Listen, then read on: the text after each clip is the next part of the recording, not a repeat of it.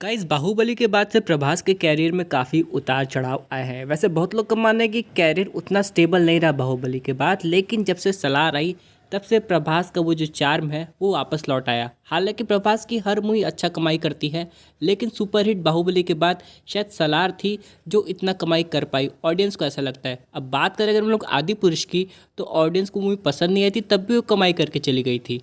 अब यहाँ पे ये पता चलता है कि प्रभास कितने इंपॉर्टेंट सुपरस्टार है और उनकी मूवीज़ आएगी तो ऑडियंस देखेगी, चाहे मूवी में दम हो या फिर ना हो।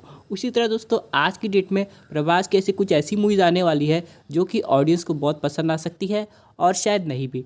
तो चलिए हम लोग देखते हैं कि कौन सी अपकमिंग प्रभास की मूवी है जिसका ऑडियंस बेसब्री से इंतज़ार कर रही है। तो यहाँ पे सबसे पहले नाम आता है प्रोजेक्ट के का, यानी कि कल की। अब यहाँ पे दोस्तों इसका आप लोग ने टीजर ट्रेलर देख लिया होगा और यहाँ पे कहा जा रहा है कि प्रभास यहाँ पे कई सारे अवतार्स का रोल प्ले करेंगे। और यहाँ पे विलन की बात करें तो उनका role Kamal Haasan sir play कर रहे हैं।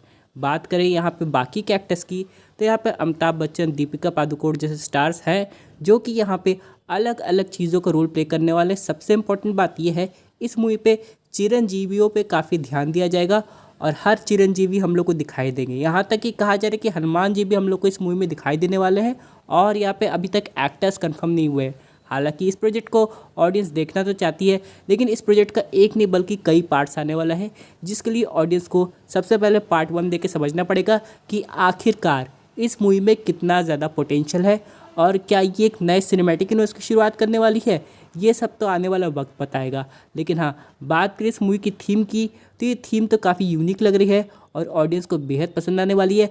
यानी कि माइथोलॉजी और यहाँ पे टेक्नोलॉजी और यहाँ तक कि टाइम ट्रेवल का एक अच्छा ब्लेंड दिखा के इस मूवी को हिट करने की कोशिश की जा रही है। लेकिन उसके बाद यहाँ पे अगला प्रोजेक्ट अनाउंस होता है जो कि है द राजा साहब। अब यहाँ पे प्रभास को हम लोग बहुत टाइम से सीरियस रोल में देखते आए हैं और लगता है कि प्रभास कभी कॉमेडी वाला रोल कर नहीं सकते। हालांकि अगर आप लोग इनके पुराने साउथ मूवीज़ देखेंगे तो प्रभास ने कॉमेडी भी की हुई है और वापस से उसी चार्म के साथ ये मूवी हम लोग को देखने को मिलने वाली है और इसमें प्रभास का लुक एकदम काफ़ी डिफरेंट लग रहा है, जिसको देखने के बाद ऑडियंस ये बात की एक्सपेक्टेशंस रख सकती है कि उनको भी प्रभास में कैरेक्टर्स की वैरायटी देखने को ज़रूर मिलेगी। यानी कि सिर्फ एक सिंपल कैरेक्टर नहीं बल्कि मल्टी कैरेक्टर्स। अब अगर हम लोग बात करें अगले प्रोजेक्ट की जिसकी थ्योरीज काफ़ी ज़्यादा बन रही है इसके पार्ट 1 के बाद, तो वो है सलार 2। अब यहाँ पर दोस्तों कहा जा रहा है कि अप्रैल 2024 में इसकी फिल्मिंग शुरू हो जाएगी, जहाँ पे प्रभास वापस लौटेंगे और यहाँ पे कहानी को आगे बढ़ाएंगे।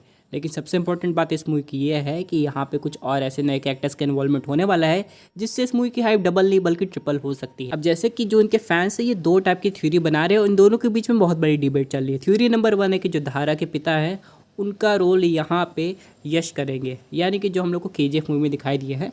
उसके बाद दोस्तों जो उनका दूसरा फैन बेस है वो इस बात को डिनाई कर रहा है और वो ये कह रहा है कि प्रभास का इसमें डबल रोल है, यानी कि वो अपने पापा को भी रोल प्ले करेंगे। यानी कि जो धारा का कैरेक्टर हम लोग को दिखाया गया था, जो पीछे से दिखाया था, जिसका फेस नहीं क्लियर हुआ था, उसका भी रोल प्रभास ही करने वाला। अब इस बात में कितनी सच्चाई है इसका तो आगे जाके मूवी देखने के बाद ही पता चलेगा सब कुछ। लेकिन हाँ, अगर हम लोग ऑडियंस की बात करें तो ऑडियंस यहाँ पे रॉक स्टार यश को भी एक रोल में देखना चाहती है। हालांकि यहाँ पे कोई सिनेमैटिक यूनिवर्स नहीं बन रहा है, कोई KGF सलार एक दूसरे से कनेक्टेड नहीं है, ये बात सब लोग क्लियरली समझते हैं। लेकिन यहाँ पे क्या ऐसा पॉसिबल है, इसके लिए तो हम लोग को इस मूवी का इंतज़ार करना पड़ेगा। हालांकि बात करें इसके रिलीज़ डेट की तो अभी तक कोई ऐसी स्पेसिफिक चीज़ें अनाउंस नहीं हुई है, लेकिन कहा जा रहा है कि अगर 2024 में उसकी शूटिंग शुरू हो गई है अप्रैल में, तो यहाँ पे 2025 में ये मूवी हम लोग को देखने को मिलेगी, मे बी लेट 2025 में। लेकिन अभी यहाँ पे ये क्लियर नहीं हुआ है कि जो भी स्टोरी है वो पार्ट 2 में ख़त्म होने वाली है या इसका पार्ट 3 भी बनेगा। अब चलिए बात कर लेते हैं हम लोग अगले प्रोजेक्ट की। हालांकि मैं यहाँ पे किसी भी प्रोजेक्ट की रिलीज डेट कंफर्म नहीं कर रहा हूँ क्योंकि अभी तक ऐसी कोई अनाउंस ही नहीं हुई है, बस प्रोजेक्ट अनाउंस हुआ है कि इस पर वर्क शुरू होने वाला है। जैसे कि अगला प्रोजेक्ट है एनिमल के डायरेक्टर संदीप वांगा का,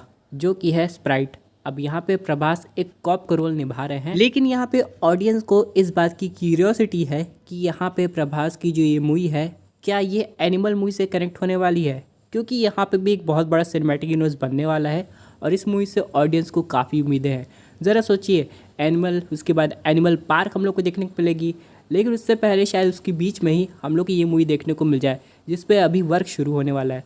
अब ये मूवी कितनी ज़्यादा ब्रूटल होने वाली है ये तो देखने के बाद ही पता चलेगा इसका पहला टीजर। पर अभी यहाँ पे सबसे इम्पोर्टेंट बात ये है कि क्या बाहुबली 3 बनेगी, जिसके बारे में फ़िलहाल कोई अनाउंसमेंट नहीं है, लेकिन ऑडियंस उम्मीद लगाई बैठी है शायद वो भी